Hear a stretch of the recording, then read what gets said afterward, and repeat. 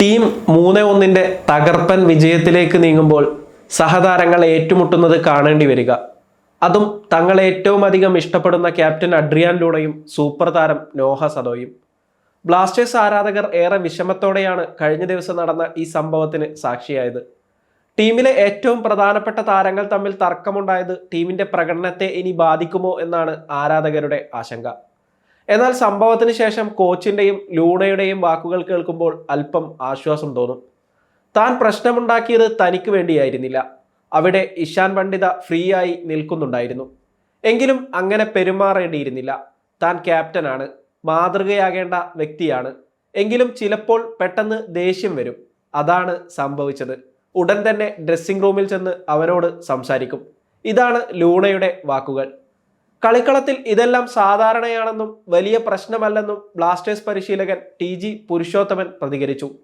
ഇരുവരും പ്രശ്നങ്ങൾ ഡ്രസ്സിംഗ് റൂമിൽ വെച്ച് സംസാരിച്ച് തീർത്തതായും അദ്ദേഹം കൂട്ടിച്ചേർത്തു. അതേസമയം ചെന്നൈയിനെതിരായ മത്സരത്തിലൂടെ ഇന്ത്യൻ സൂപ്പർ ലീഗിൽ വീണ്ടും വിജയവഴിയിലേക്ക് തിരിച്ചെത്തിയിരിക്കുകയാണ് കേരള ബ്ലാസ്റ്റേഴ്സ്. വ്യാഴാഴ്ച വൈകിട്ട് നടന്ന മത്സരത്തിൽ അയൽക്കാരെ 3-1 ബ്ലാസ്റ്റേഴ്സ് പരാജയപ്പെടുത്തിയത്. ടീം കിടിലം പ്രകടനം കാഴ്ചവെച്ച മത്സരത്തിൽ Jesus Jimenez, Korou Singh, Kwame Peprah എന്നിവരായിരുന്നു മഞ്ഞപ്പടക്കായി ഗോളുകൾ നേടിയത്. 11 വർഷത്തെ ISL ചരിത്രത്തിനിടെ ചെന്നൈയിലെ ആദ്യ വിജയമാണ് ബ്ലാസ്റ്റേഴ്സ് സ്വന്തമാക്കിയത്. അയൽക്കാർക്കെതിരെ നേടിയ വിജയം ബ്ലാസ്റ്റേഴ്സ് ആരാധകർക്ക് വലിയ ആവേശമായി മാറി.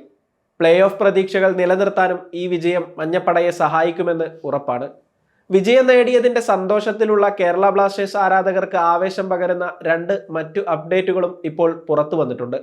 ടീം നടത്തിയ 2 പുതിയ സൈനിങ്ങുകളുടെ വിവരമാണ് പ്രമുഖ സ്പോർട്സ് ജേർണലിസ്റ്റ് മാർക്കസ് മെർഗുലാവോ പുറത്തുവിട്ടത്.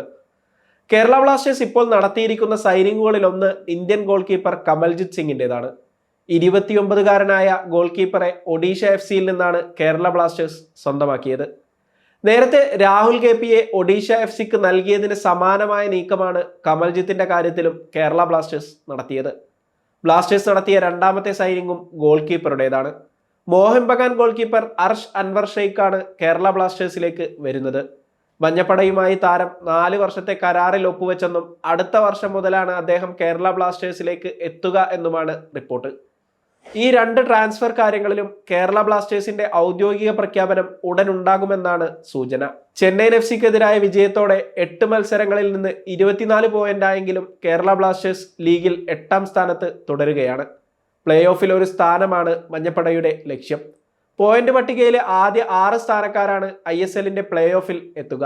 18 മത്സരങ്ങളിൽ നിന്ന് 40 പോയിന്റുള്ള മോഹൻ ബഗാനാണ് നിലവിൽ ലീഗിൽ 1ാമത്.